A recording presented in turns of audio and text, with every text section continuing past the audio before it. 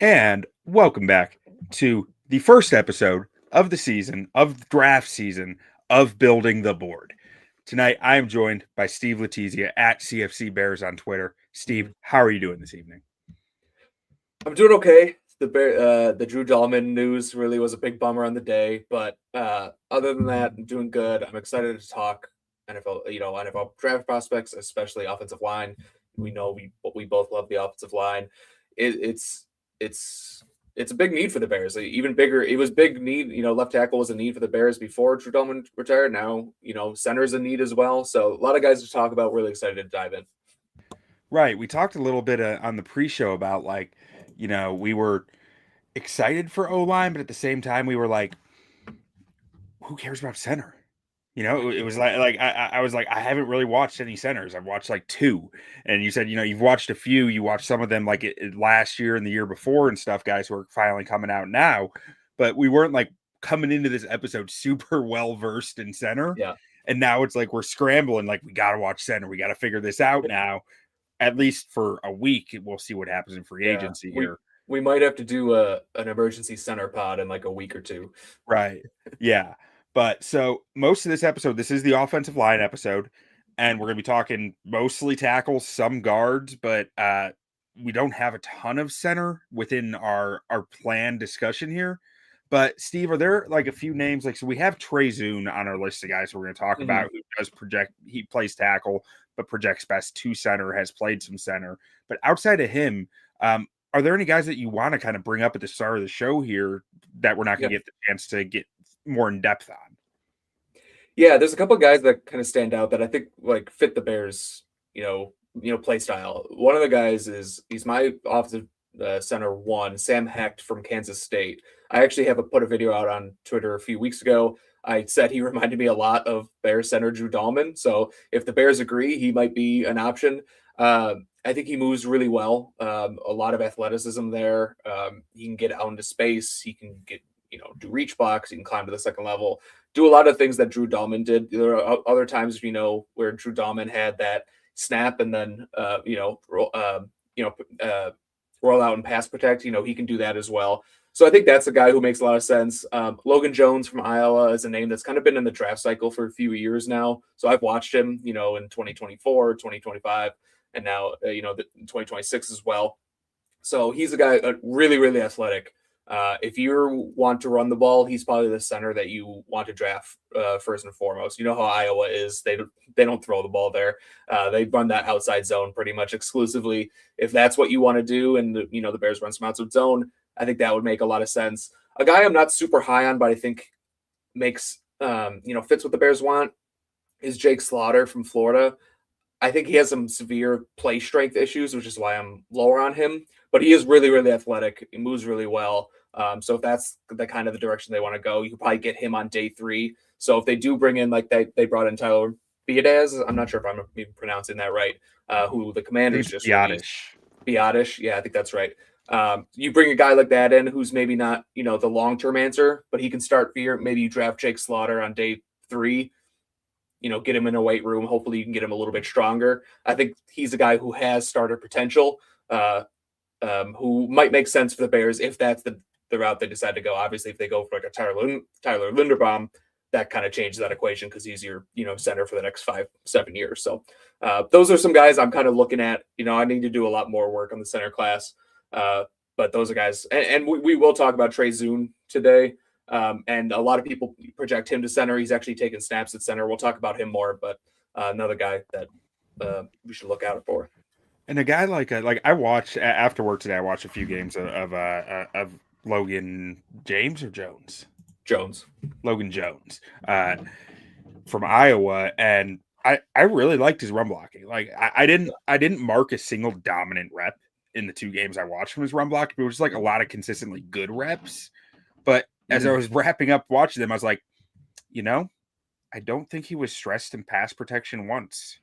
Yeah, And that's problem. a big question. I don't know how the dude holds up in pass pro outside of a few Yeah, reps where it was like, I don't really know that he can drop the hips in an anchor. That was the few reps that I saw. He was just kind of, bouncing backwards, not even like a clean bounce. But outside of that, it's like I want to see that get tested more. So I'm gonna have to find some more tape on him to keep watching. But outside of that, like all I know about Jake Slaughter is he has a kick-ass name. Like, you know? Yeah. Yeah, no, with Jones, he does have those dominant reps in run blocking. If you keep watch more games, you'll see them. I have a video on him as well. He has some actually like really dominant. It's not like you said, he's probably more consistent, but he does have those dominant reps. And with him, it's just there's not as much. There's not many pass block reps to really even evaluate him. Even the pass block reps he does have, it's a lot of play action, kind of getting him on the move. I think there's like a stat going out. If you look at like just PFF, like he didn't allow a single sack and only 8 pressures this year. It's like, yeah, but not really. He didn't really.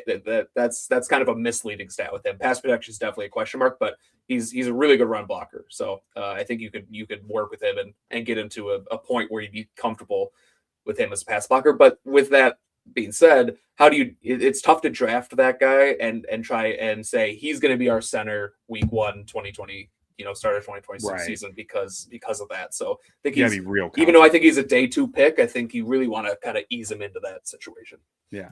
And in the comments here, they're asking about Pat Coogan out of I'm assuming this is Indiana and Notre Dame. Have you paid any attention to him? I watched him, last year because he was at Notre Dame last year, and he ended up transferring to Indiana instead of declared for the draft. I think I have him as like my 9th center, but to be honest, I needed to watch way more of him before I could really give an honest to God scouting report on him. Well, and that's where a lot of this stuff's going to get interesting too. Like, because, like you said, trusting a rookie center that's a tall task. Yeah. So I fully expect the Bears to find a veteran route. Maybe it's Tyler Biadasz. Maybe it's someone else. Maybe they like Luke Newman as a developmental guy, but they just don't think he's quite there yet, but he's getting there.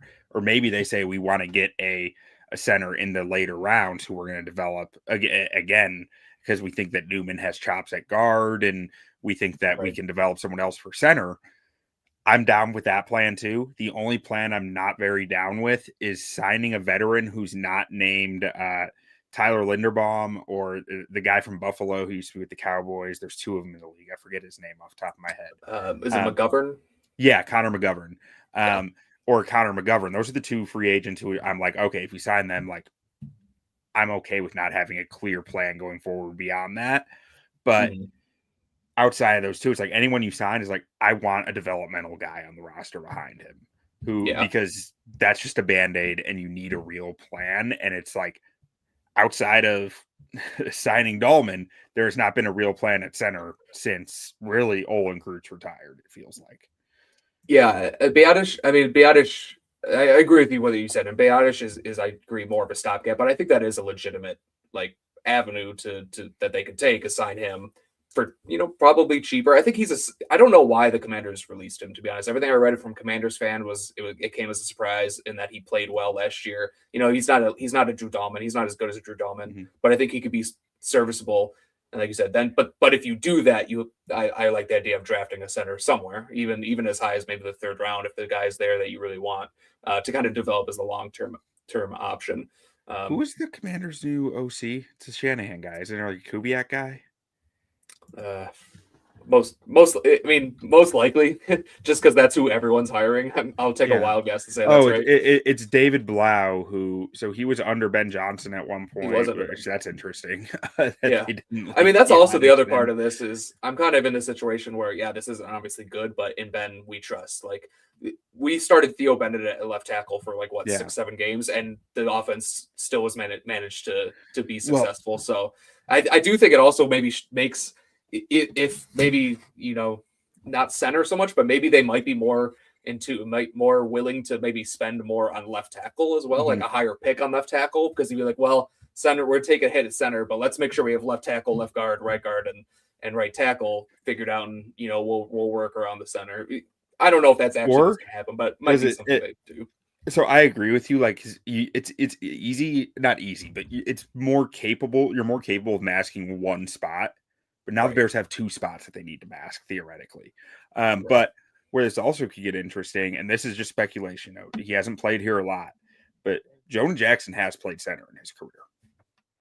I haven't watched those snaps. to see if they were actually good, if there's any limitations there. Off the top of my head, I can't think of any in particular, but other than like, I guess at center you need to be quick left and right. And Jackson does have some issues moving to his left that have shown up in overtime and pass pro.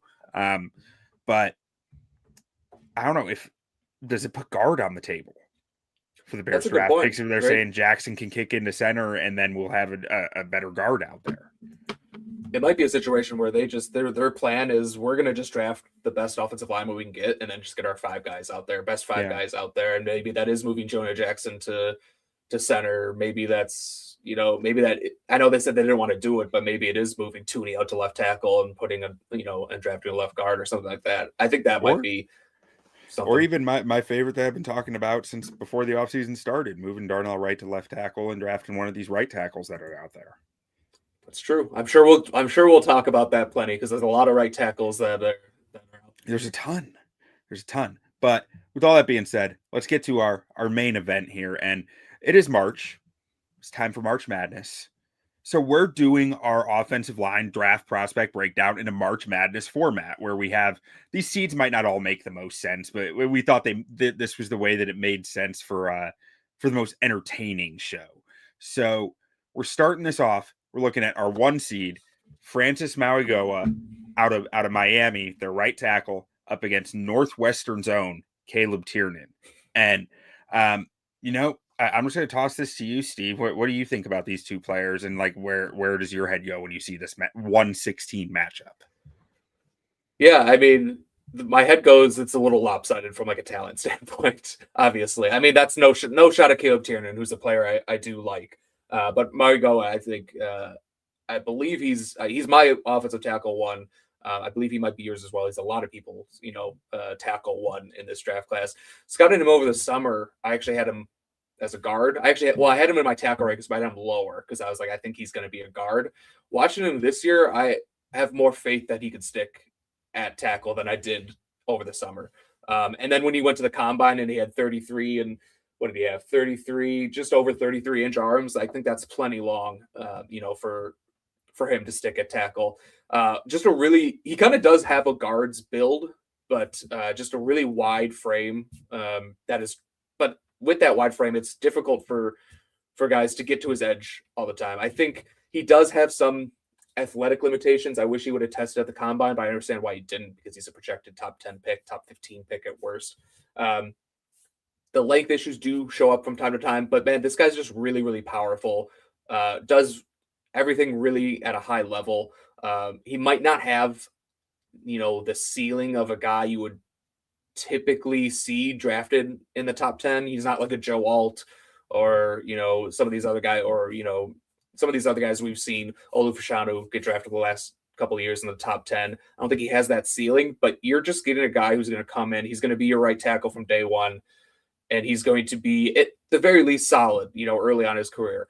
And if the other thing about him is if for some reason he those athletic limitations, length limitations show up more often than you want them to, you move him inside to guard and you have a kick-ass, probably all-pro right guard in the NFL. So I think he's, probably, if we're just talking Bears, there's no chance he gets to pick 25. So that kind of, you have to keep that in mind as well. But a really good player. And with Tiernan, obviously he's going to be very much in play for the Bears. You can get him probably in the, I don't know. I'm curious where you have him. I would say probably 3rd, 4th round. I think 3rd round is kind of where I have him slated. I don't think he reaches the 4th, but to me, I mean, I think he goes in a similar range to where you saw a Braden Smith or a Bernard Raymond go. Yeah.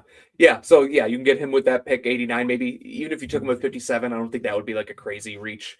But a guy who kind of is similar build to Ozzy Trapillo, with really tall 6'8", but doesn't have super long arms. What did he have? He actually has much shorter arms than Trapillo, just over 32 inches. So it's a tough. I like his tape, to be honest. I like his tape. I think he doesn't have great length, but I think he has good, accurate strike, good timing with his hands. I think he uses his hands independently, which is really nice.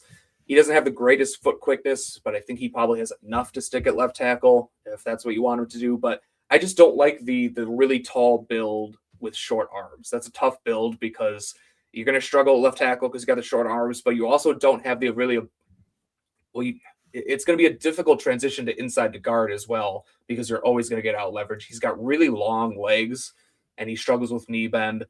So I think he's a guy that I originally had kind of like as a tackle guard, but I'm kind of starting to think that he's a tackle only and with short arms, which is not a great profile to have. But I do think he has some utility. At least I think you can get at least a swing tackle out of him, and maybe a guy who can give you some starts. Like I said before, the Bears got production out of Theo Benedict. They could easily get production out of Caleb Tiernan if that's the way they want to go.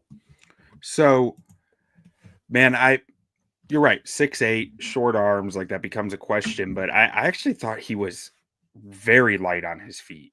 I felt like his feet moved very quickly when he knew what he was doing. I felt like this was a player who didn't know what he like. There's a lot of coaching that needs to occur with this player in my mind. Yeah.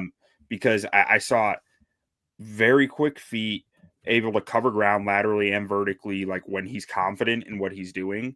And a really loose, pliable frame, like flexible head to toe. I was really impressed by his ability to arch his back, bend his back, absorb power with that, and getting to really stay connected through very awkward angles with core strength and core flexibility. I think that there's a lot of traits there that say like, this guy can work. But at the same time, I saw a guy who really struggled to hit his angles, find his pathways on secondary blocks up to the second level. I thought that he really struggled against longer defenders who were able to his hands are not well coached, well developed at this point. I didn't think you're right. He can work them independently, but I felt like he got predictable at times with them and stuff where defenders could kind of read what he's doing and get into his chest pretty easily. I thought his hands were very fast. But again, those aiming points, that knowledge of how to counter guys, how to bait guys, like that stuff I thought needed some work. So to me, he's more of a developmental prospect and I think he has the physical tools to be able to stay at tackle. Whether he ever reaches that point is a different question. But I think that with the foot speed, with the pliability, the bendability, honestly, he reminded me a decent amount of Theo Benedict just from a physical profile. I think that he has less of the bad habits that Theo has of just bending at the waist and diving. But I think physically there's a lot of similarities there. Ultimately, I mean, Mauigoa is probably my favorite prospect I've watched in this class of any position, just because I love his play style. I love the way that he plays the game. He reminds me a ton of Darnell Wright. He's not as developed as Darnell Wright was with his hands in pass pro, because Darnell Wright was on a different level with his hands in pass pro in college. But just the demeanor, the athleticism paired with the size, he's a rare tackle, especially in a league where we are seeing so much 12 and 13 personnel become standard. A tackle's range, I think, is becoming less important. It's always going to be very important, right? Those guys who have the full range to be able to get out wide and really just erase speed rushers, it's always going to be the most valuable guy. But I don't think it's as valuable as it once was right now, where you're seeing the Bears able to put an Ozzie Trapillo out there who might not have that range, able to get Darnell Wright to an all-pro who might not quite have that same range. In that league, I think Francis Mauigoa is extremely valuable because he can run block like a guard and he can pass pro well enough for a tackle. So to me, he is the clear winner here. Yeah, I agree. Okay. So we're just going to go in order here. So now we have our 8 and 9 seed. At the 8 seed, we have Max Iheanachor. I think I pronounced that right. And at the 9 seed, we have Caleb Lomu. And Steve, where's your head at with this matchup? This one's a lot more interesting, in terms of a matchup. I mean, classic 8-9 matchup. Go either way. But these are two really good prospects, and I think they're going to go in a similar range. That they look to me like they're both going to kind of go in the back end of the first round. I think Lomu's tape is a little bit more advanced. I would say, probably a little bit more pro ready. He's got some things to work on, obviously. One thing he just needs to get a little bit stronger. I think he has some, play strength issues from time to time, but I really like Lomu. He's a guy I've talked about a lot kind of on my podcast. And I said, this is a guy who he was a redshirt sophomore. If he decided to not declare for the NFL draft and went back to college to Utah for another year, we could potentially be talking about a top 10 pick. Kind of like I said with Mauigoa, he doesn't have that typical, top 10 pick, length and body build and maybe potential ceiling. I think Lomu has that ceiling. And he could potentially been a top 10 pick next year if he went back. But with him, like I said, he's got some, I think some play strength issues. I think Iheanachor kind of has a similar thing. Another guy who I don't know if he's a redshirt sophomore. I don't remember exactly what year he is, but if he went back to school, he could have easily been, a top 10 pick next year. He is relatively new to football. I believe he just started playing football in 2021 at the JUCO level. Senior, but redshirt senior. He's very new to football. He's very new. He's only played like 2 years at Arizona State, but he was at the JUCO levels. That makes sense. But he's if we talk about ceiling, I think both these guys have good ceilings. I think Iheanachor has a step above in terms of ceiling because he's got the size, he's got the length. He's like 325 pounds, something like that, but carries it extremely well. You would not guess that guy was 330 pounds almost based on his build. I thought he was going to be like. I thought when I was watching him before I actually really looked him up, I thought he was like close to 300 pounds. But no, he's a solidly built 320 pounds. He's got really good length. He's very raw still. And I believe he's only played, I could be wrong. I believe he's only played right tackle. So if we're talking Bears fit between these two guys, I think even though I like Iheanachor just, for his ceiling, I think the Bears would much prefer Lomu just because I don't see them. I shouldn't say they won't do it because you never want to say that. But I think they would prefer to have a guy who played left tackle in college who can just come in right away and give you some snaps there. Even though Lomu, I think, has some development that he needs, I think he would be able to come in and be kind of under that Theo Benedict plan, to start chips, a lot of heavy play. They're going to obviously have heavy play action. I think he could give you what Theo Benedict and Naz Trapilo gave you last year early on, and then hopefully by the end of the year, you kind of, give him a little bit more freedom. But both guys are really intriguing. This is a tough one, but I would probably lean Lomu just because he plays left tackle. That's kind of like they're pretty evenly graded, for different reasons. Just to break the tie, I'd give it to the left tackle. Steve, this one is so hard for me. Like I know, and you're right; they are very evenly graded. Like I have Iheanachor at a 7.31 and Lomu at a 7.35, and honestly, that is entirely positional value. Like because if we put positional value maxed out for every position, I have Iheanachor at a 7.62 and Lomu at a 7.46. So. Yeah. I have Iheanachor better when we take positional value out of it. But once we put positional value in, I have Lomu higher because, like you said, he's the left tackle here. And Iheanachor has never played left tackle. He's only played right tackle or at least at the D1 level. Like, I don't know what he did at JUCO. I assume maybe he played left tackle at JUCO. But I love Iheanachor. I love this guy's game. I fell in love with this dude's tape the second I put it on, even though the first two notes I have on him are failed to recognize linebacker blitz, allowed free runner through the B gap, failed to set the edge against longer edge defender, arm length questions. There aren't arm length questions. He just didn't get his hand set. But then I move on to like very quick feet for his size, powerful punch in pass and run game, easily bench pressing defenders in the run game and stunning them in pass protection. This guy can dent pass rushers, dent defenders against the run. He's really just, and when I say dent, I'm talking like if he punches a car, he's leaving a dent in that thing, like a deep dent. And that's what he does to defenders. He moves them with his punch. He gets them off the spot. And that, like, I adore that in offensive tackles. That's something I distinctly look for. But it's something that Caleb Lomu really doesn't bring. Like, Caleb Lomu is very much a zone run blocker, very much a cutoff blocker. He's not moving guys off the line of scrimmage in my mind. He's just getting in the way and setting in positioning. Very similar to what Drew Dahlman was at center, right? Like, he's not really bringing that impact power block, but he's very good in pass pro.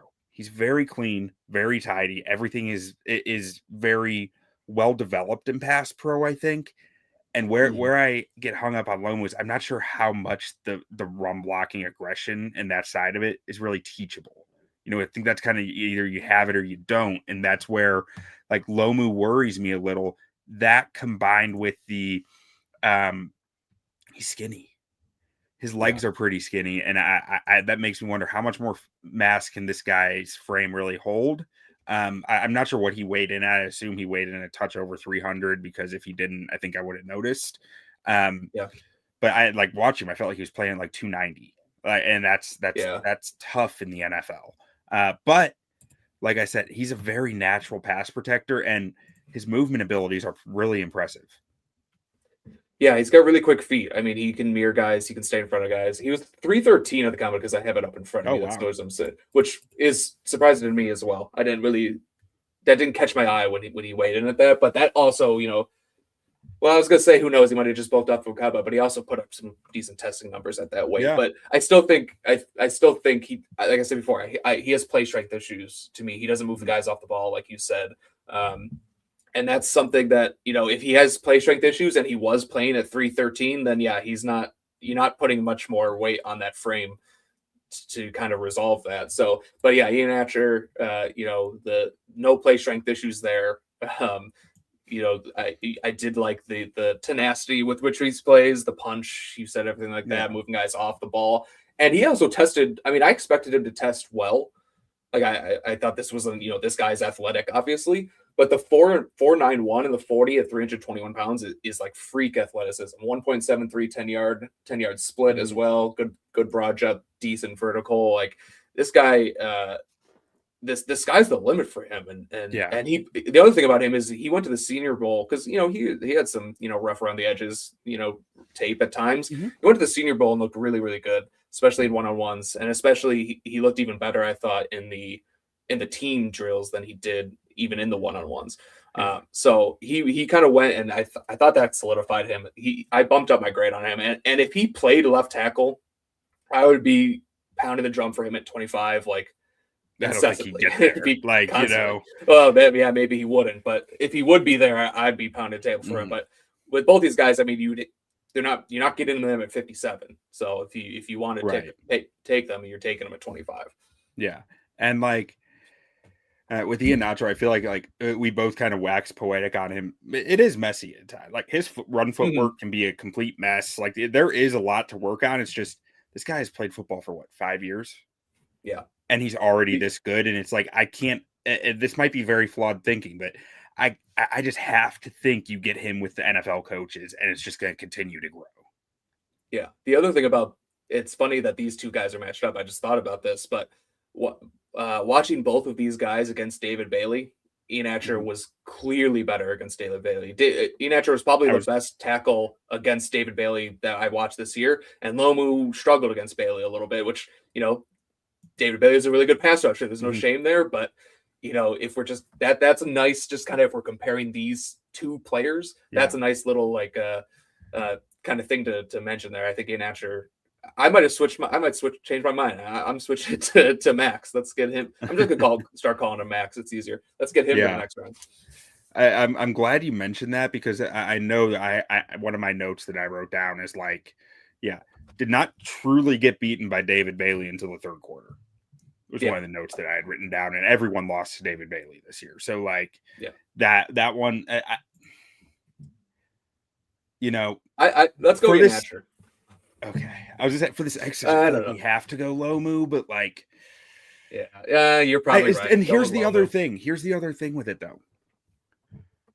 Ben values the guy who is more than a pass protector, I believe. So I have a hard time seeing them taking Lomu just because I don't think he fits what Ben wants.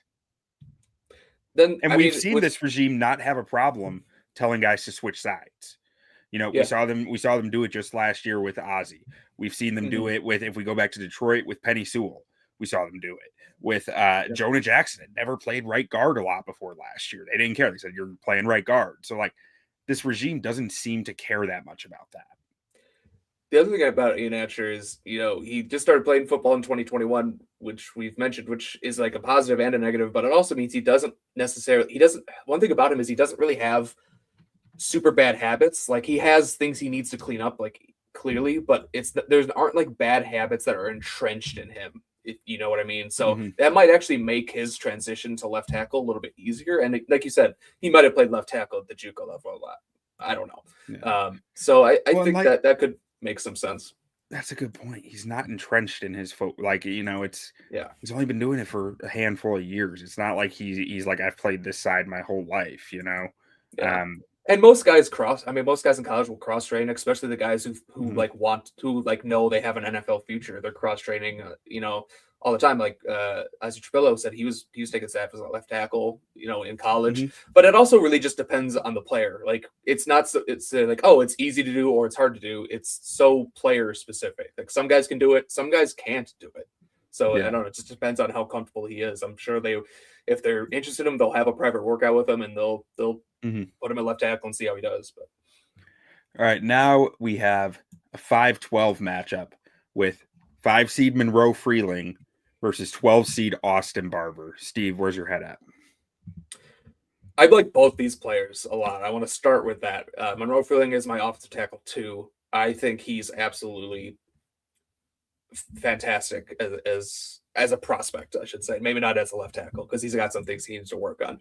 But the athleticism and everything he does is just so evident when you watch his tape, whether it's in pass protection, just with like quick feet to mirror or and change of direction skills, or whether it's in run blocking when he gets out in space, or just, getting to the second level and sealing, he really, I shouldn't say he understands ankles very well because I think that's something he actually needs to work on.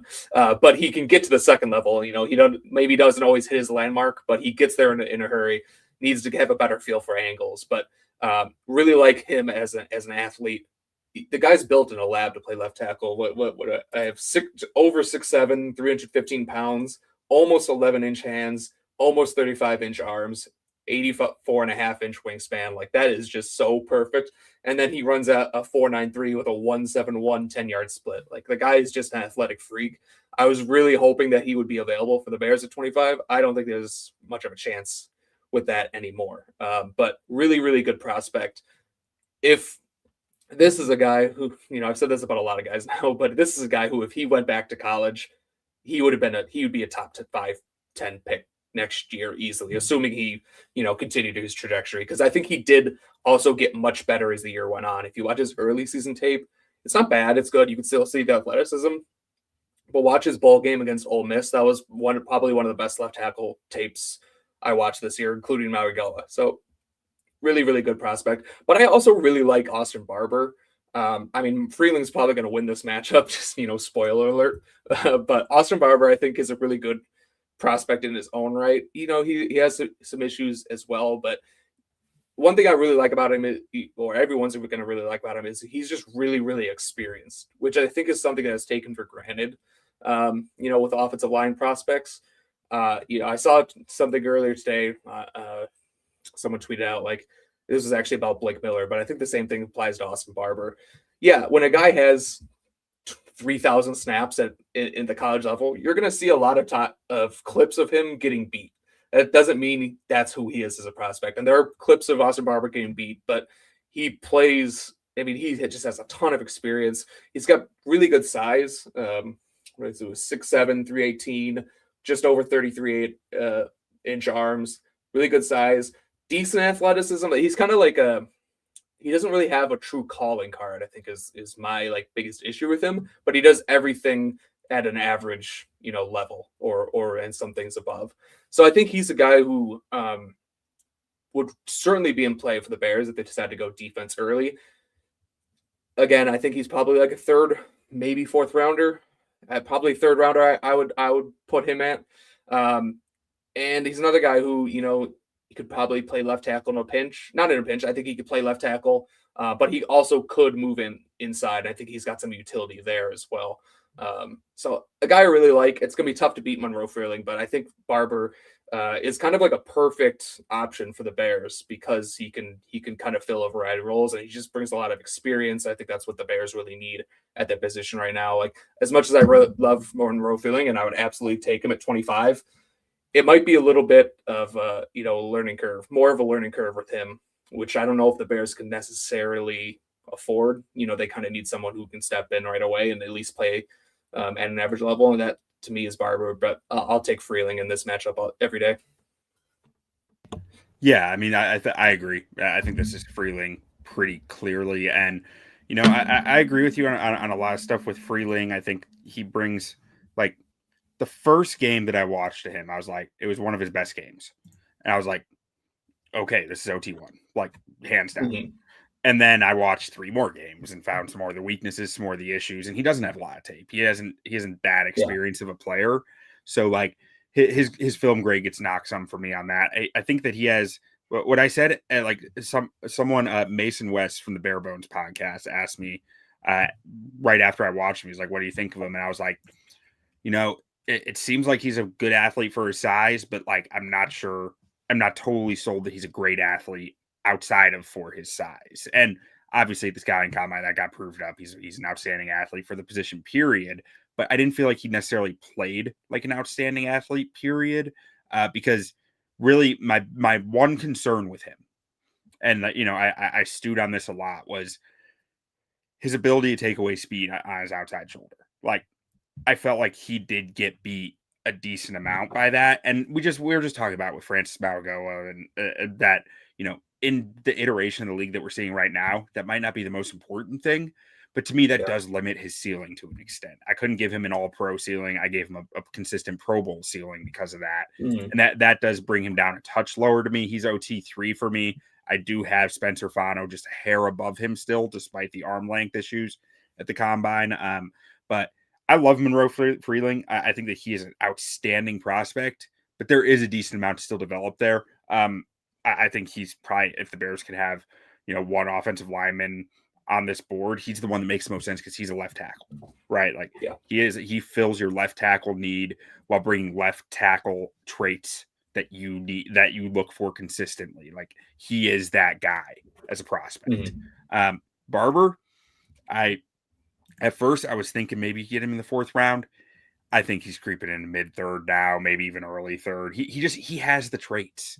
Guys who have the traits might even go in the late 2nd. Like maybe he's an option for the Bears in the late 2nd. I don't know. Like we saw years ago, Wanye Morris go in the late 2nd to the Kansas City Chiefs. He was a guy I had in the 4th round early, crept him up into 3rd round. So it was like he has all the traits. I think Austin Barber fits a similar aspect there. When I flipped on his tape, the power was just evident, and I thought that he was very eager to hit people, which is something that I want to see out there. Once he got latched, I thought he did a really good job with contact balance and having nimble feet to stay latched and keep his feet under the block. But when he wasn't latched, that became more of an issue of keeping his feet under him and not, lunging out and losing some balance stuff. I thought that he worked in tandem with his offensive guard really cleanly to sort through junk, which I think is an underrated thing to see. I thought that he worked well with his teammates, and that's so important on the O-line, I think. But one of the things that stood out to me in the negative way was I thought he was extremely reliant on the 2-hand punch. You could see defenders start to time it up and start to really take advantage of it. And I thought that in space, he was a little awkward or a little clunky at times. Like he's very athletic, but it seemed like he just had a hard time knowing his landmarks and hitting them consistently. And the last thing from the negative that I had was his game against Texas A&M. They were just abusing him with a wide speed rusher, which gave me some questions about his range and burst, which again, I said earlier, I don't think is as important right now in the NFL as it has historically been. But in that game, they seemed to find an Achilles heel of his with it and kept hitting it over and over. Yeah, I'm glad you brought up the Texas A&M game because that was definitely one of his worst games. And it's funny because his 2 worst games were the Texas A&M game against Cassius Howell and the Miami game against Ruben Bain and Akeem Messidor. And you might say like, yeah, those guys beat everyone, but it's like if you want to be a left tackle in the league, those are the kind of athletes and those are the kind of guys you're in power that you're going to be going up against on a day-to-day, on every game basis in the NFL. So if you can't hold up against those guys, how are you going to hold up, in the NFL when you're facing that, those guys more consistently?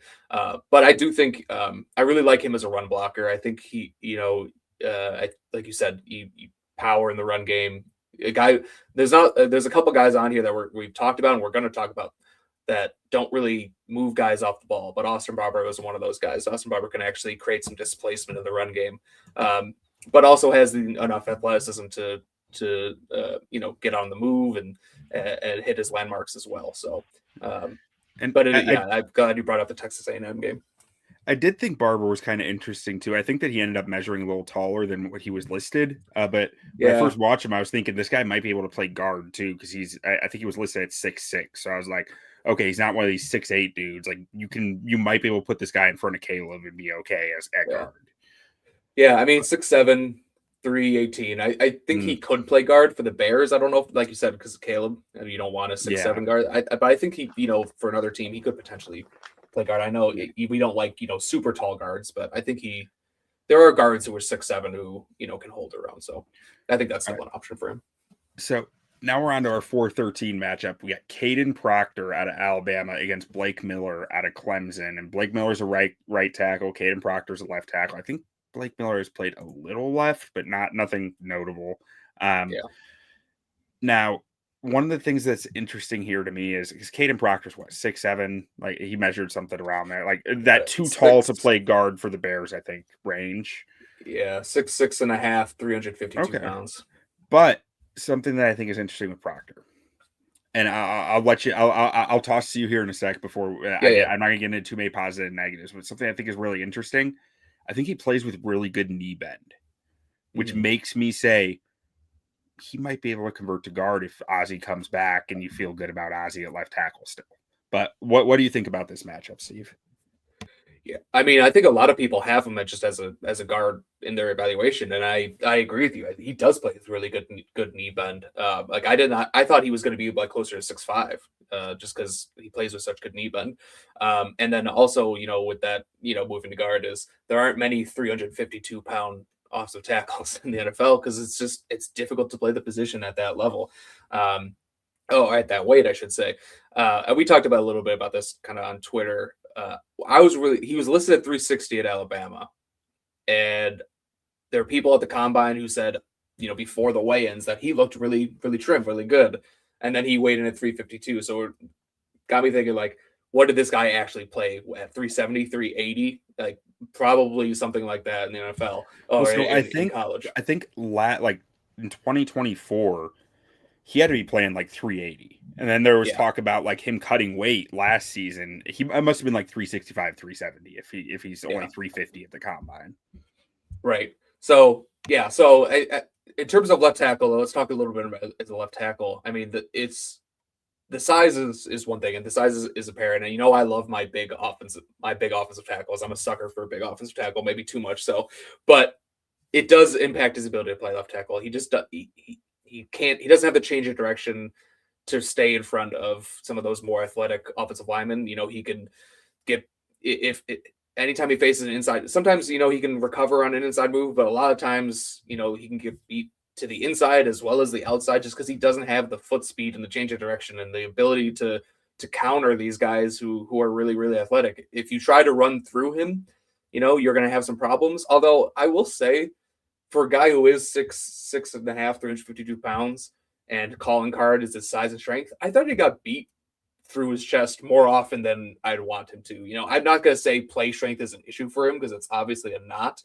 But I did think that there were times where guys did kind of run through his chest and maybe not, win the rep, but knock him back, 2-3 steps. Where if you are that big, I kind of expect you to just kind of absorb that and not give up any ground. So I think even still, there's some things he needs to work on there, but he does play with really good knee bend. He's got good length. He's got good size. But to me, I don't know. I probably have him as a guard in my final rankings. I still have him a tackle right now, but I'm probably going to have him as a guard in my final rankings. Yeah, and so for my notes, I mean, it's very bipolar here, and to be clear, like I watched, but before, like in season this year, I watched a few games of his 2024 tape, and I was like, I hated it. Like I was like, this guy is not a fourth round pick, even like type vibes on him. Mhm. I had to throw those games out after watching a few 2025 games. So I was like, this is a different player now than it was last year. So I threw those grades away and started over. Um, and I still land up with very bipolar notes. Like one of my notes, I'll start with the positives. His power is fucking outrageous. It's a Mhm. very special talent physically. Um, this dude just, let's see. Yeah, it's different. The way that this guy can move at the size that he is with the power that he brings is insane. Mhm. Now, I'd like to see him show that more consistently. You know, Right. he has reps during a game where it's like, how is this guy ever going to lose a run block? And then he has other reps where it's like, why did he just let this guy punch him in the mouth? Right. And at one of my notes is just that he kept letting dudes punch him in the mouth and let edge defenders who are way smaller than him set a hard edge against him in the run game.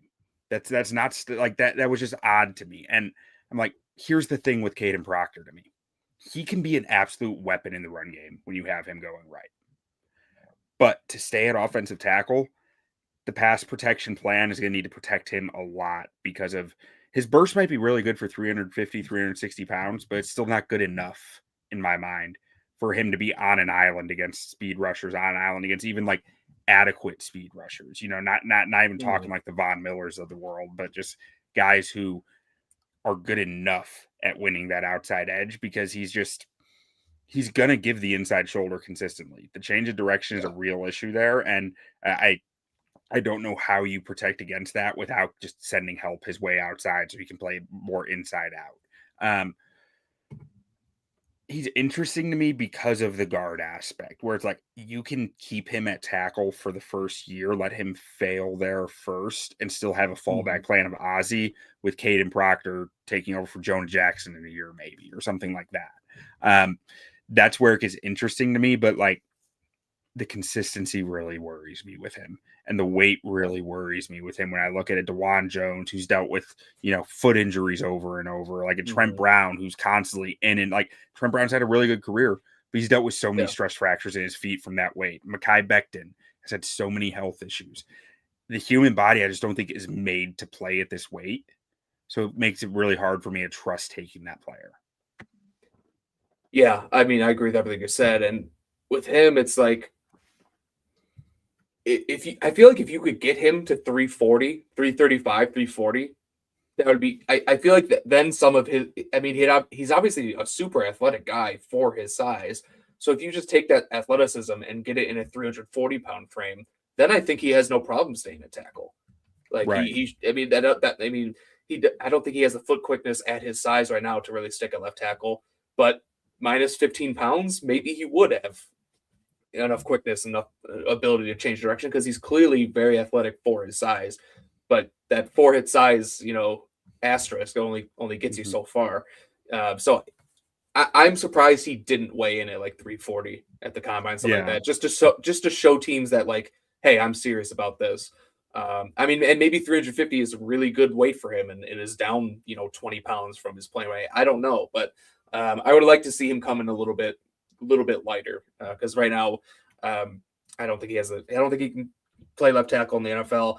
But that being said, like if we're just talking about from like a Bears standpoint, I do agree with you. The fact that I do think he could play left tackle, in a Ben Johnson offense because we saw not the best left tackles play last year in the Bears front office, and we have a guy at Kadyn Proctor's size and athleticism. I have full faith that Ben Johnson could put him in a position to succeed. And then yeah, if Ozzy Trapilla comes back and you want him to be your left tackle, then yeah, he has a utility inside at guard. So I do think he's in play for the Bears at 25 if he's there. But I do just wish he was a little bit lighter. If he was a little bit lighter, I think it would I think if he, maybe I should phrase that. If he was a little bit later, he might not make it to 25, but I do think that's probably his best chance of sticking to left tackle. If let's see, I had one note here that I just need to say because I wrote it in all Yeah, caps. Use your hands earlier in the rep. It drove me yeah, nuts in his tape. That goes to what you're saying though. A little bit lighter, a little bit better with his hands, a little bit more, more range. Like there's just a lot of if he just could get a little bit more there, he could stay a tackle. But I'm just not sure he will ever get there. But like you said, I do think he's fully in play for the Bears at 25 because it's hard to pass on this type of difference maker in the run game. Like he can be an absolute weapon when he's right. Imagine what Ben Johnson could do with him in the run game. Right. Like, I feel like you could, I mean, just, from a left tackle standpoint, I feel like he'd get creative. You can get him on the move. You can, he could do a lot of stuff with him.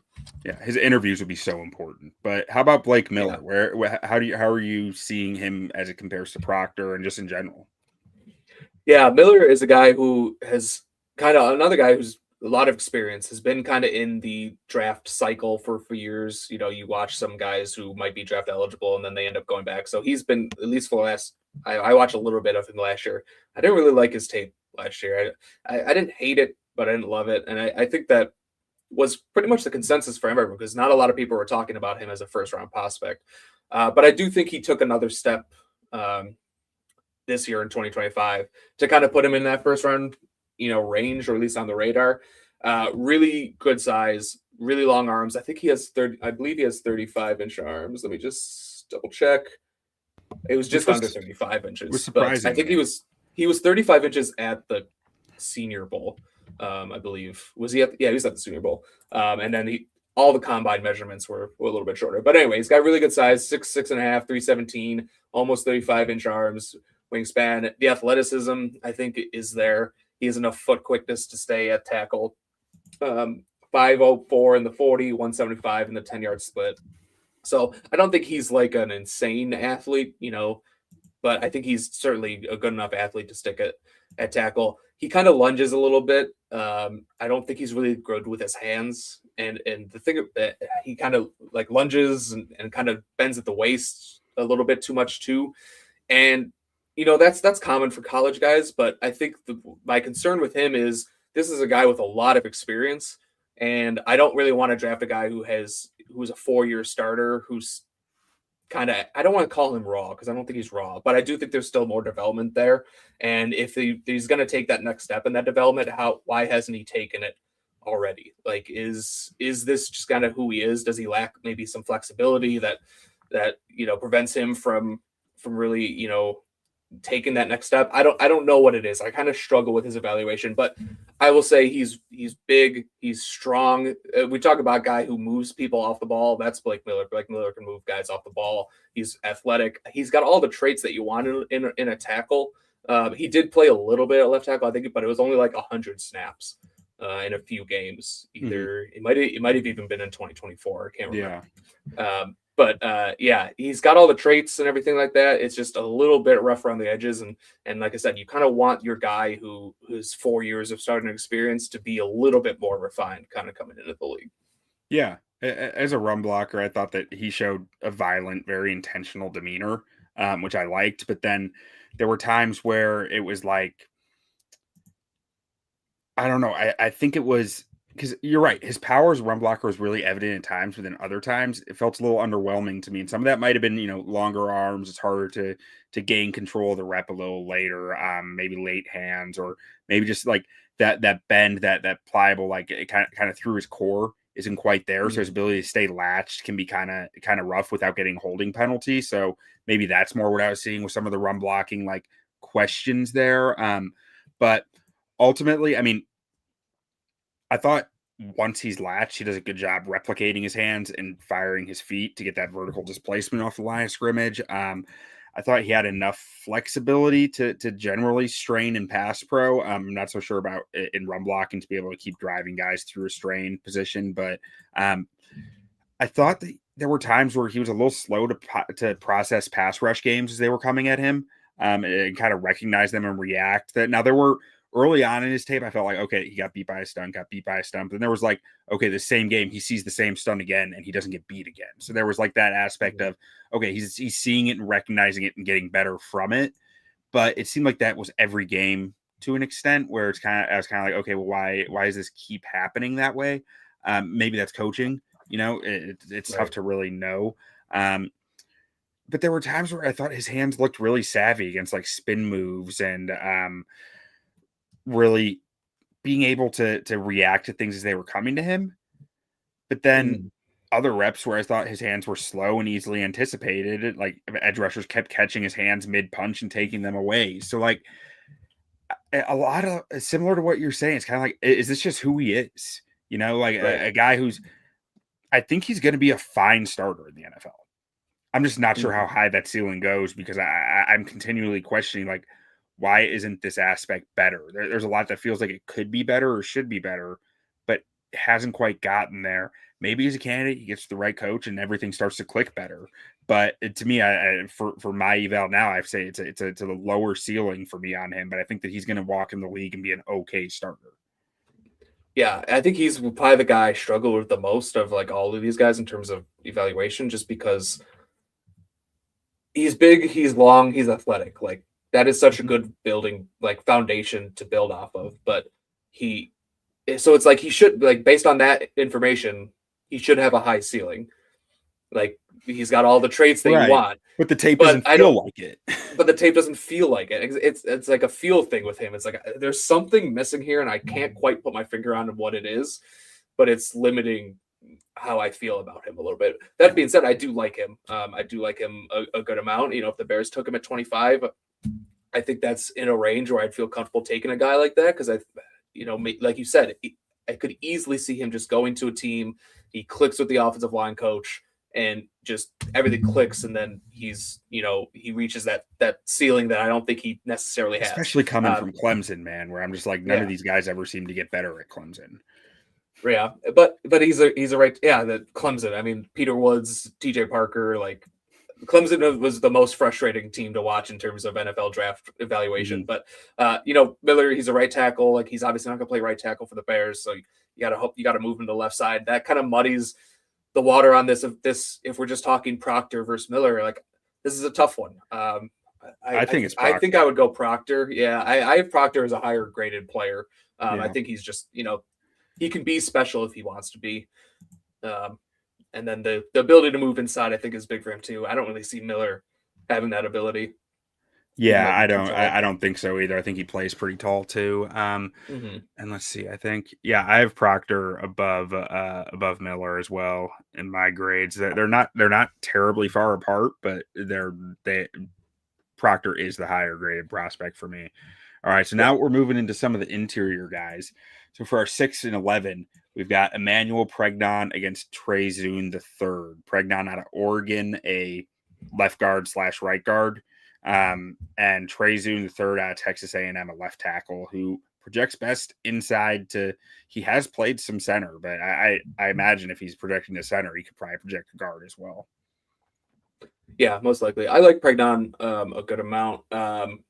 When you watch Pregnon, like the first thing that stood out to me was he just looks like an NFL player. He's got an NFL body. Like he's 6'4", 315, 11-inch hands, which is just crazy. And that shows up on tape too. Like the guy has giant hands and, over 33 and 5/8 inch arms. So almost 34-inch arms for an interior player is really good. He looks like a tackle playing guard. I think he does create some good movement in the run game. The thing about him is I kind of expected him when I first watched him to be kind of like, I looked at his size. I just, saw him, on the very first snap. I was like, oh, this guy's going to be a mauler. And he can maul guys in the run game. It does happen. He's got heavy hands. He's got a good punch. But I was really impressed with him as a pass blocker. It was just something that surprised me just because I always look at a guy and most of the time you look at a guy, you kind of figure out how he's going to play, like his play style. You look at Mauigoa at tackle, one snap, you're like, I could feel like I have a good idea of what this play style is going to be. Pregnon surprised with how well he moved in pass protection. I thought he was really advanced with his hand usage. I know I've seen some scout reports saying that he's not, but I thought he was actually pretty advanced with his hand usage. I think it also helps having those 11-inch hands. because when he gets his hands on you, kind of the rep is over. So really, really good prospect there. He's not as athletic as maybe you want. I think I don't, his combine actually surprised me in the opposite way. He had a 1.82 split. I didn't think he was going to be the most athletic guy. I thought he'd be a little bit better than that in terms of a 10-yard split, because I do think he gets out of his stance relatively quickly. Like I said, I don't think athleticism was going to be his calling card, but what's weird about that is he showed good bursts in the broad, though. So like he showed good jumps, but not good short area run, which is interesting. Yeah, he had the highest vertical jump of any offensive lineman, or I believe 35 inches. So that was maybe he just I didn't see him run the 40, so maybe he just stumbled or something like that. So I do feel like that question kind of matched the tape, though, because there were some reps where I was like, oh, okay, there's some bursts, and there were other reps where I was like, he is slow, So it was kind of all over. It felt like. Yeah, it was almost like there were some reps where he was even like belabored getting out of his stance a little bit. But then there were also other reps where that wasn't an issue. So maybe that's just a stance issue. Maybe it's a coaching thing he can change to just get a little more consistent there. Trey Zuhn, another guy. It's fun watching Trey Zuhn because you see him at left tackle and immediately say, this is not a left tackle. Like he just doesn't look like a left tackle. He's got real short, stubby arms. What did he 31 32 and a half. I'm sorry, even 32 and a half is surprising to me. I thought he was going to be closer to 32, but he's just got that wide frame, short legs, short arms. He just looks like an interior player. He's going to be an interior player.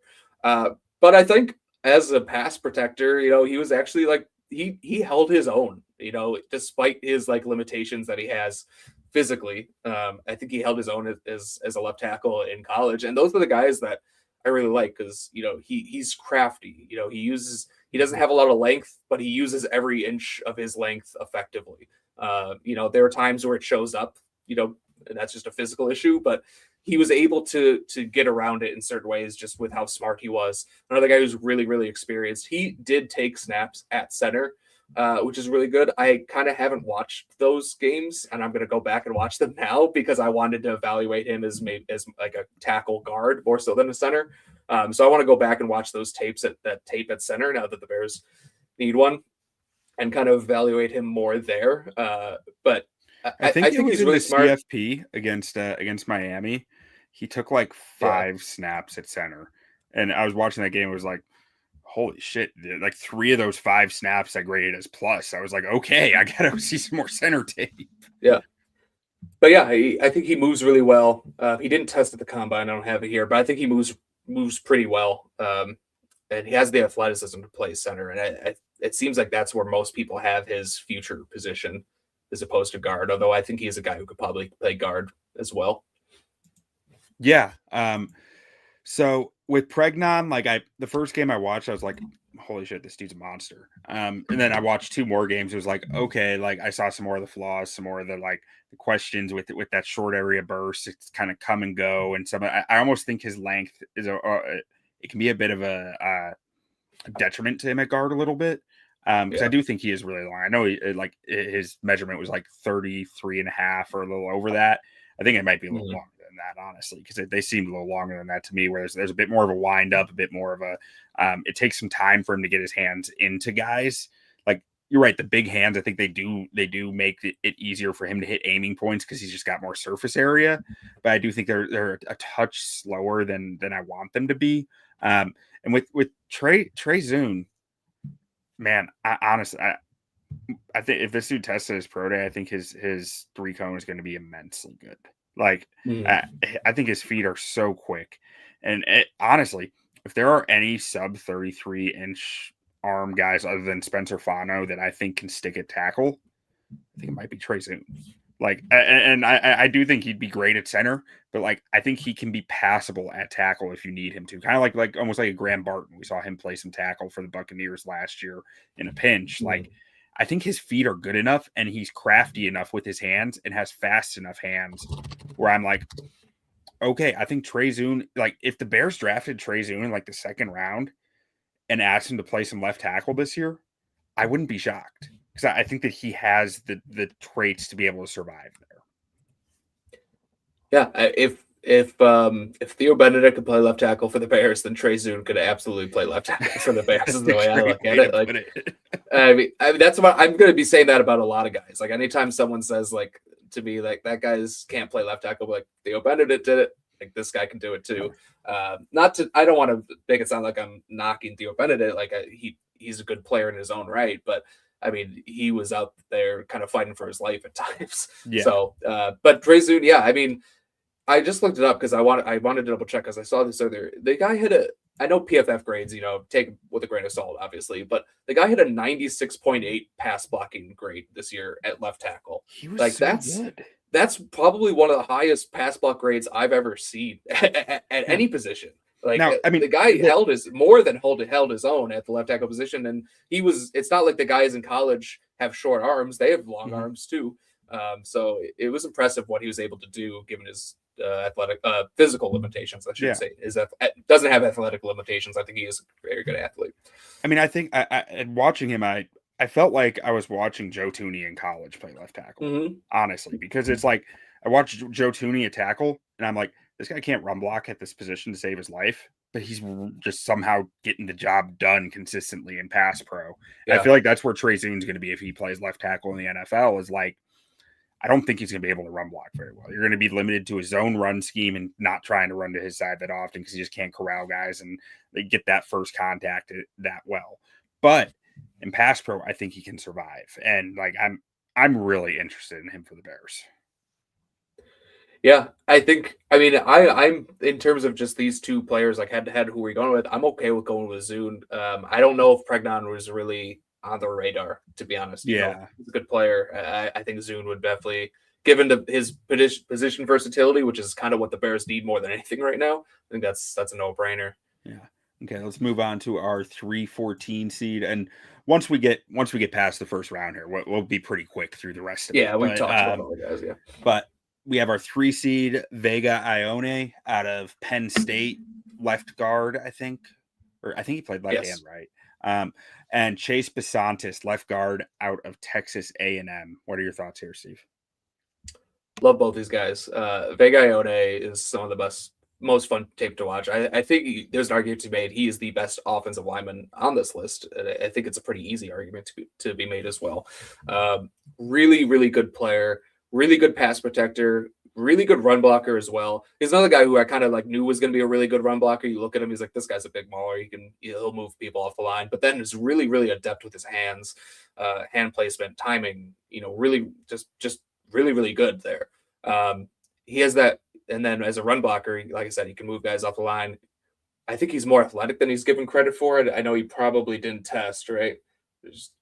He did some jumps, but did he? But he didn't run the 40. But I think he's really athletic. There's that one snap. It was a 2024 rep against UCLA where they actually lined him up as like a slot wide receiver, sent him in motion across the line of scrimmage, and he just blew up this poor end or linebacker, whatever it was. It just kind of made his day miserable. So that always just sticks out on my mind. I think the things that Ben Johnson could do, I mean, the Bears have no chance of drafting him, but the things that Ben Johnson could do with him, I think are really, really could be really awesome just based on how he was used at Penn State. But really, really good player. Got no chance of the Bears most likely getting him. I like Chase Bisontis as well. He's my guard 3. So I have Ioane, Pregnon, and then Bisontis as my third guard. Kind of as a pass protector, at least, I see Ioane and Bisontis. Well, I shouldn't say. Let me say this again. Ioane is the better pass protector, but I view them similarly in terms of how well they use their hands. I think Bisontis also has really good feet to kind of stay in front of guys. I do think he isn't always as a run blocker.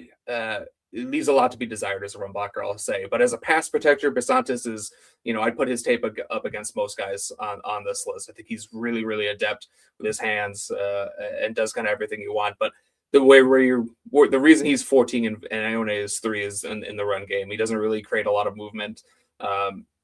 He's athletic, but I think he struggles kind of just working out in space, just kind of connecting with guys at the second level there. But I think he's a really good prospect, especially as a pass blocker. Yeah, I agree on Basantis. I had him graded really highly in pass pro, but I was pretty underwhelmed in the run game with his tape. Yeah, I felt like he's a zone only blocker, and even then, I felt like his rules need to be cleaned up a little, and his understanding of the why behind what he's doing. But with Vega, like man, that dude's a pro ready stud. Like he yeah, is just an outstanding blocker. I was shot. Like when I saw his frame, I was like, here we go again, like another one of these guys. And then I yep, saw him move. I was like, not another one of these guys. yeah. No, This guy has got the goods and the massive like SpongeBob SquarePants type frame. Like there's a lot to like with Vegas. So like this one's an easy one to me. Where like I think Vega yeah, is like if you're talking a guard, no one's passing on Vega. yeah. All right, next up we have our 7-10 matchup with Jalen Farmer out of Kentucky, offensive guard at 7, and Gennings Dunker at 10 out of Iowa, who's a right tackle currently, but he's a most likely a guard in the NFL, I think. But Steve, what are you thinking? Mm-hmm. Start with Farmer. I really like Farmer more than so than I thought I would. I kind of watched him. I didn't watch him, before the Senior Bowl, but he really impressed me at the Senior Bowl. So I went back. I was like, okay, I got to watch this guy. And if you talk about a guy who is violent, heavy hands, people mover, like that is Farmer. Like you see him in the run game, he's creating displacement. In the pass game, he can stop guys in their tracks with his punch. It's and his anchor as well. Like, I don't think I saw a single rep of a guy pushing him back more than a step in terms of his anchor. Like even guys that were 330 pounds, like he was going toe to toe with them. So really, really like him from a power standpoint. That was my kind of evaluation just off the tape. And then he goes to the combine and runs a 4.93 with a 1.75 split. And I was like, I didn't think he was like unathletic, but I did not see that coming. So that's gonna make me go back to him and just be like, okay, what did I miss something? Like, because uh, I think it was almost a case of this guy is so powerful and such heavy hands that he can't be that athletic as well. Like in my mind, like that's kind of what I thought. I had him pegged as like, oh, this guy's just the man scheme. He's just gonna downhill run scheme stuff like that. But I did kind of go back and just watch. I watched maybe like the first 20 snaps of game just because I had some time. And I did see him on a pole, and he did kind of get out in front, so it wasn't. So I was like, okay, maybe I need to do another dive into him because maybe I missed something there. But I think he's really really good player. I don't think enough people are talking about him as much. He's just behind Bisontis for me, and honestly, if I go, that was before I go back to him, so he could even potentially jump Bisontis in my eyes if once I watch him again. And then Dunker, I mean, who doesn't love Jennings Dunker? Like the guy you saw him at the combine with the red hair, the mullet, the mustache, like, and he plays. I mean, he plays like the guy across from him. Said something about his mother and is trying to kill him, which I always like to see. I think he has athletic limitations. He's not a tackle in the NFL most likely. I think you don't even. There are guys on here like Proctor, like you play him a tackle, and if he fails, you move him inside the guard. I don't think you even mess around with that with Dunker. Maybe he could hold his own at tackle, but I think you just put him at guard and let him go. I do think he has some athletic limitations. He tested a little bit better than I thought he would. I mean, 5.18 isn't great, but it's not. It's also not terrible. 1.83 10-yard split. Again, not great, but not like awful. But I thought he was even going to test worse than that. There were some times when he gets out in space and it looks like he's just lumbering. So I question that. That is really what his evaluation comes down to me. I think he's a little bit stiff. I think he's just not super athletic. It's tough for those guys to compete, but he plays really hard. And I'm not going to count Jennings Dunker out because I think he just kind of has that offensive line mentality that I would bring into the offensive line room just for like his presence alone. Like I feel like he's probably a good offense, a good locker room guy. He's gonna set the tone in that room. So I think that's valuable in its own right. And he's he got decent tape as well. So a guy like in this matchup, I would go Farmer though. Yeah, with Dunker, with all the fanfare around him, I was expecting more athletically from him than I saw on tape. But like you said, like O line vibes are through the roof with this guy. Like Yeah. he is O line central, like what they are supposed to be and look like. I think that he's probably a guard, like you said, just straight from day one, kick him in at guard. I do think that he plays a little upright for the position and is a little tight, but I don't know. The dude's just going to find a way. I feel like he's going to stick around the NFL for a long time. His floor to me is like a spot starter. His ceiling is a good starter. Like, I don't think he has a Pro Bowl in his future, but like he's a guy who could come in and end up being a good starter for you if everything goes right. Everything goes wrong, I think he just hangs around as a quality backup for years and years. Because he's, like you said, he fits in that O-line room perfectly. I think he's going to be a great culture setter within any team that he goes to. Now with Jalen Farmer, I mean, I felt like I saw the athleticism from the jump with this dude. I thought I saw burst, I saw power, I saw basically everything physically that you want from a guy, and at guard and mentality wise. I thought he's not afraid of contact at all. He likes to be the aggressor. He likes to go punch people in the mouth and really be the tone setter out there for your offensive line. I think he gets out of control a lot. I think there's still a lot of development to do with him, but like from a pure physical standpoint, I think that he's really what you're looking for, an offensive guard. And I was very excited about his tape and his ceiling within that. I do think he has a bit lower of a floor because he is out of control a fair amount, and like it still has a lot to figure out from a hand placement standpoint, strike timing standpoint, and just like understanding the why behind what he's doing. But to me, I mean, this is an easy pick of Jalen Farmer to take the win here. Yeah, and when he does get that timing right and the hand placement right, like it's a thing of beauty because the guys just stop. Yeah, he's a juggernaut when he has everything hitting right. Yeah. All right, now our final first round matchup: number 2 seed Spencer Fano against number 15 seed Jude Bowry. Spencer Fano, right tackle, has played a little left out of Utah. Jude Bowry, left tackle out of Boston College. Steve, I know Jude Bowry going up against Fano is breaking your heart a little here. What are you thinking? It is breaking my heart a little bit because I love Jude Bowry. I mean, Spencer Fano, obviously the tape speaks for itself.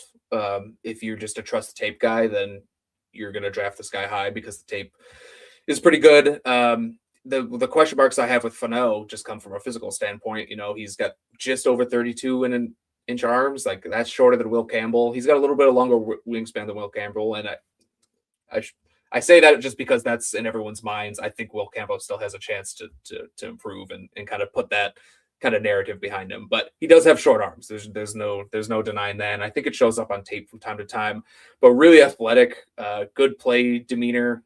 He does move guys off the spot despite his size. But I don't think he's necessarily like, I wouldn't describe him as like a people mover, but he's got good displacement there. Really good athleticism, obviously. What do we got? 4.91 40-yard dash, 172, 10 yard split. That 10-yard split is exactly what you want out of your offensive lineman. So really good. I mean, I think he's going to be off the board when the Bears pick and he plays the right tackle, but I really like Jude Bowry. I think he's really athletic. First of all, he proved that at the combine. 175 10-yard split, 34.5-inch vertical, 9 feet 7 inches in the broad jump. Really, really athletic, really explosive player. He kind of is, to me. I mean, he's lower, in my rankings, but he's kind of like the left tackle Max Iheanachor, I would say a little bit. Maybe not as violent, maybe not as powerful, but he's really, really athletic. It does kind of has all the traits that you want. It's just raw around the edges right now. But there's so much to work with there and to develop him into more than what he is right now.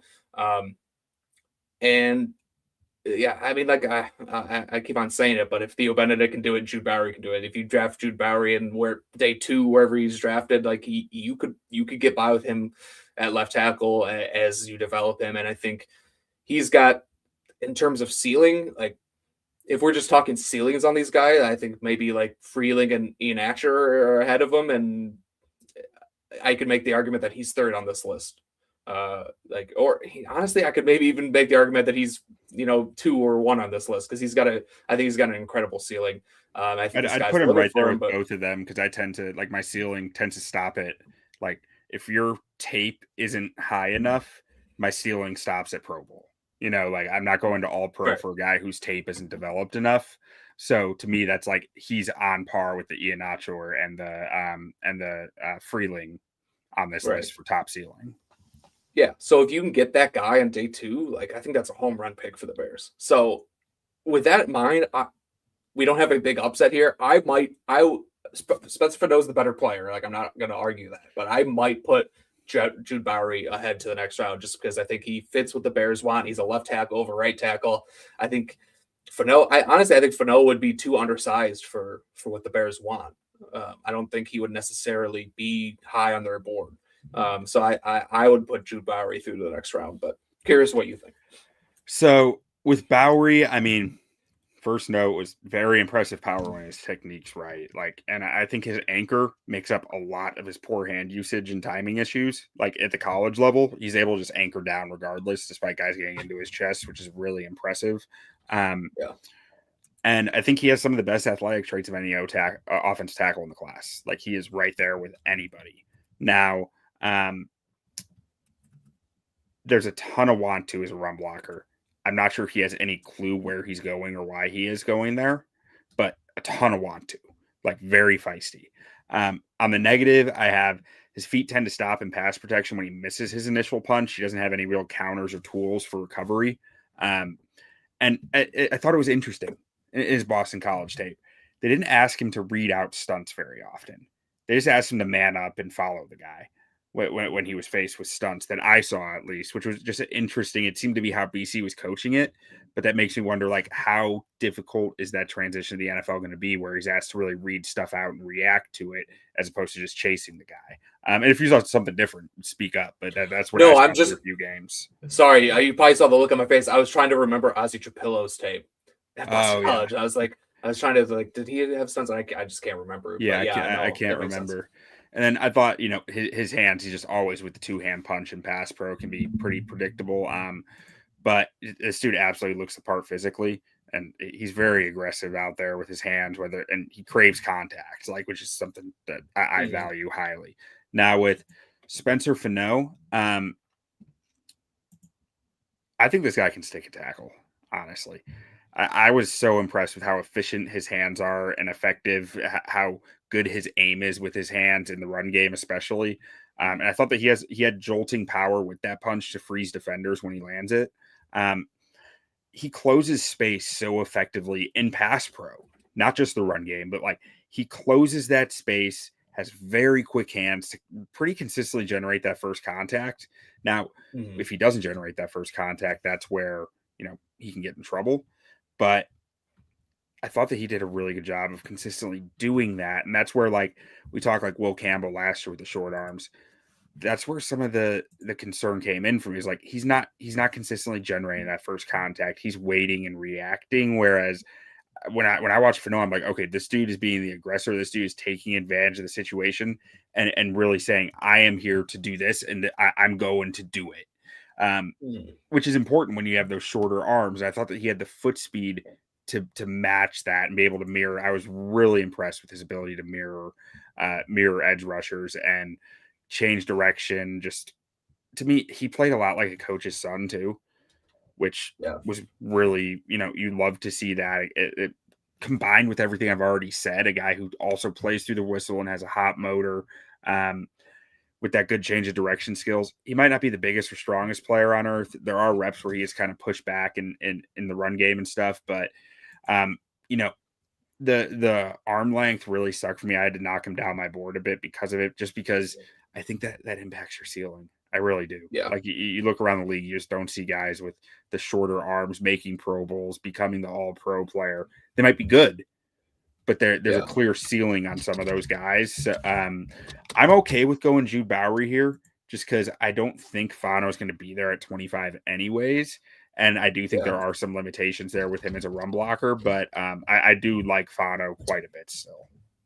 Yeah, I think with Fano and also Lomu, when I think about them, I didn't talk about this Lomu, but there's also just not a lot of like true pass sets on tape. I looked it up; like they had the fewest true pass sets of anyone kind of on this list. Yeah, and even the ones that are technically true pass sets, they still like move in the pocket a little bit. So, but I do think Fano has still a chance to stick at tackle as well, because he wins with his feet more than he wins with his length, and he does make first contact as well. Guy I was kind of like very thinking about accurate hands.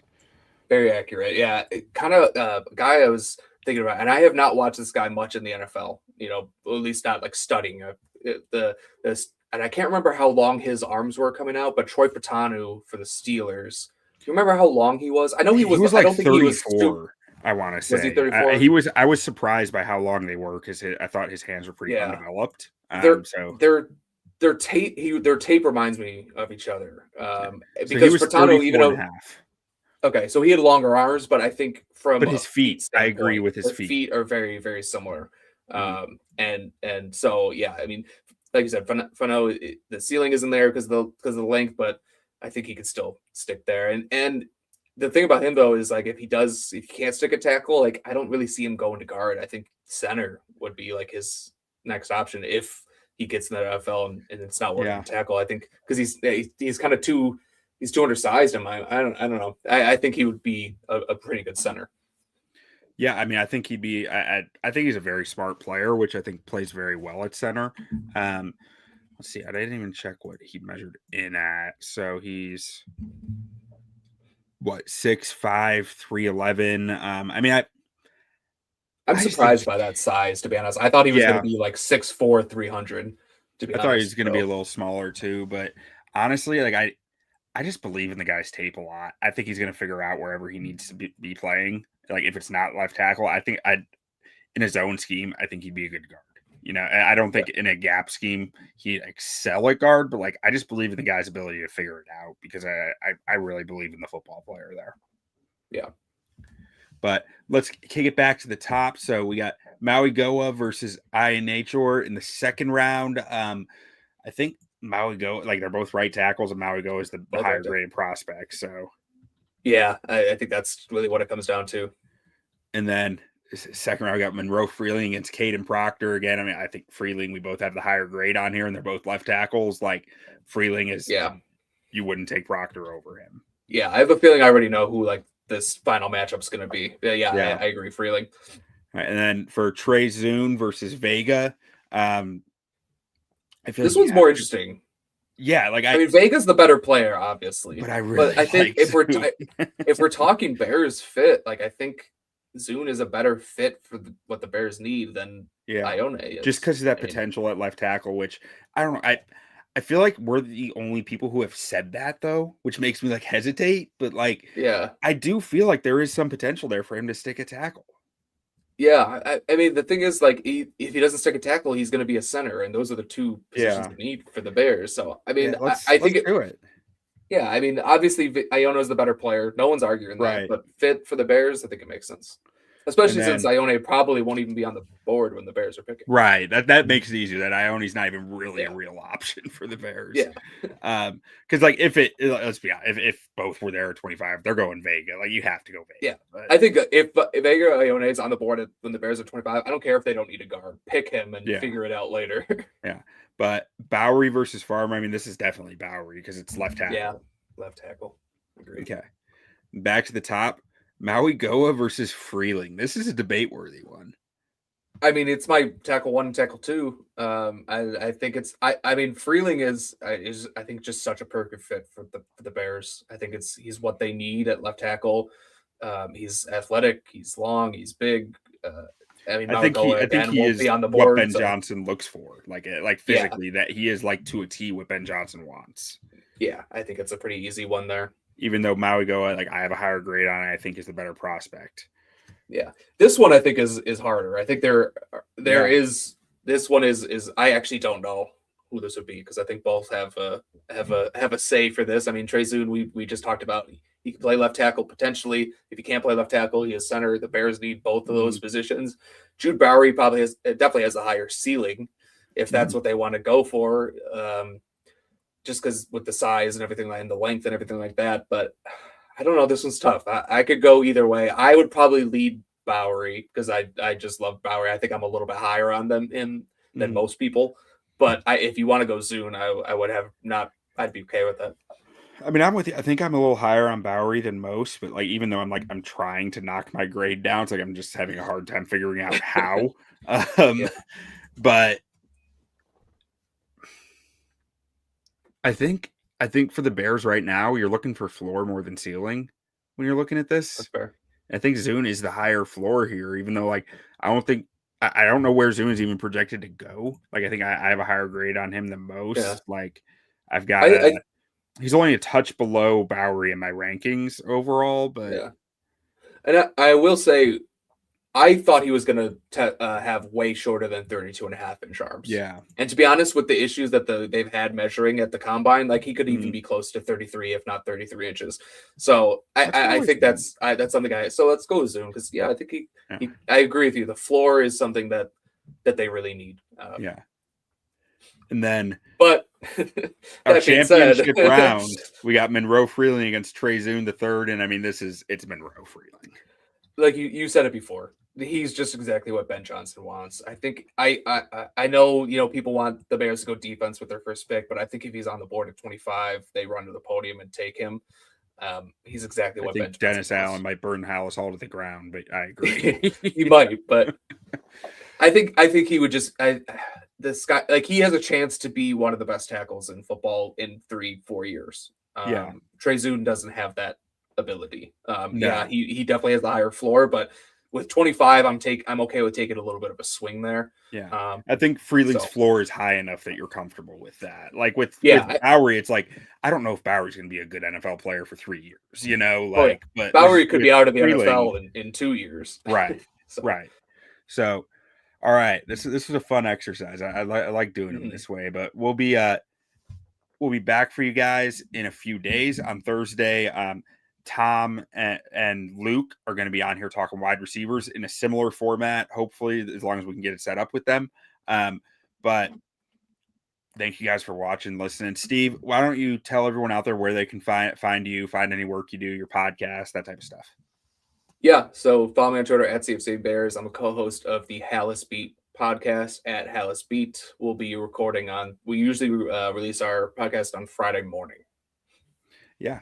So make sure to go check out the Hallis Beat. And, as long as we're here, might as well show you the schedule. So the week of the 16th, we'll be doing running backs with Danny Meehan and Ron Luce, and then linebackers with Danny, Ron, and then Nick DeMeo. On the week of the 23rd, Steve and I will be back to do interior defensive line, and then Steve and Tom will be doing edge rushers as well. The week of the 30th, Nick DeMeo, Luke O'Grady, and Seth Conklin will be on here to talk cornerbacks, and then later in the week, they'll all be back to talk safeties before we finalize our board the second week of April, and then we'll start doing mocks on here, and then next thing you know, we are at the NFL draft. So make sure to stick around, check these out as they are coming out. It's some of the content I'm most proud of that we do here. So we put a lot of work into this, and as long as you're here, we'll give you a quick peek at our board, which is still still a lot of positions that need to be added on here, but this is mostly like linebackers, edge rushers, D tackles, and O line right now, and this is how it's sitting currently. No, it can change a lot between now and draft day, but this is for the grades that we have in here, how our board is shaping up. Thank you guys for watching, Steve. Thank you for joining me, and we'll go ahead and get it. Steve, give us a good old-fashioned bear down, and we'll close this thing out. Bear down, baby. Bear down. Thanks, guys.